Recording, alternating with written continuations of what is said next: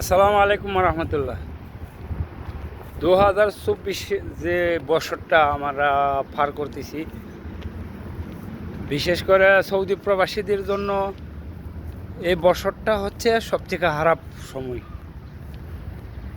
কারণ 2024 যে পরিমাণের বাংলাদেশিরা সৌদি আরবে আসছে, বিশেষ করে আমেল আইডি ভিসা, তার মধ্যে প্রায় 75% মানুষই কোনো না কোনো দালালের খপ্পরে পরে হয়ে আকামা হচ্ছে না হয়ে অবৈধ হয়ে যেতে বাধ্য হচ্ছে। এবং প্রচুর পরিমাণে এই বছরটায় মানুষ যারা সৌদি আরবে আসছে আমালাইদি ভিসা, বেশিরভাগই কিন্তু তারা আকামা পাচ্ছে না। কারণ তারা যে কেউ আত্মীয় স্বজনের মাধ্যমে, কেউ দালালের মাধ্যমে, কেউ বিভিন্ন ট্রাভেলস এজেন্সির মাধ্যমে আসছে।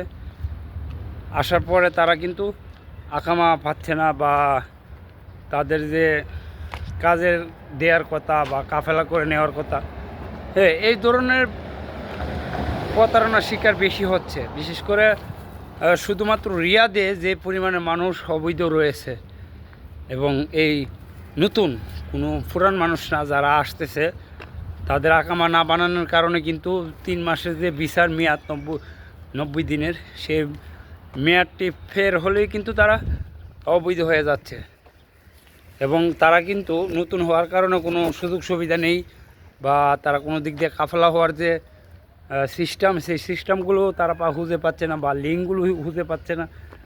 ফলে তারা আবার বিভিন্ন দালালের মাধ্যমে 2000-3000 রিয়াল, 1500 রিয়াল দিয়ে চেষ্টা করে কাফেলা হওয়ার জন্য।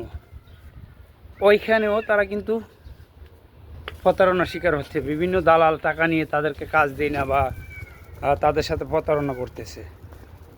এই জন্য এই বছরটা হচ্ছে সবথেকে ভয়াবহ একটি বছর সৌদি প্রবাসীদের জন্য, যারা নতুন আসতেছে।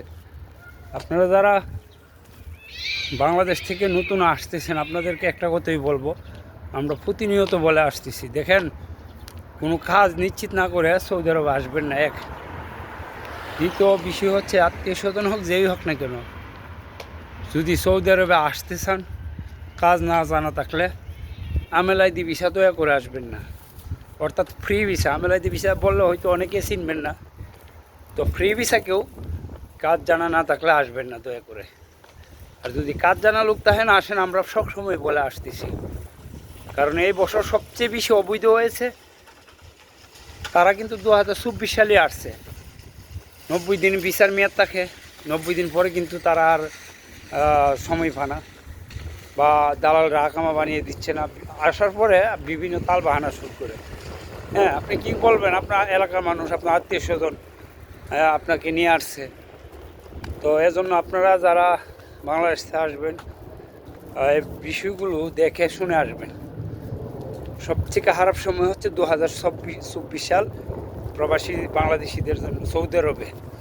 ধন্যবাদ সবাইকে।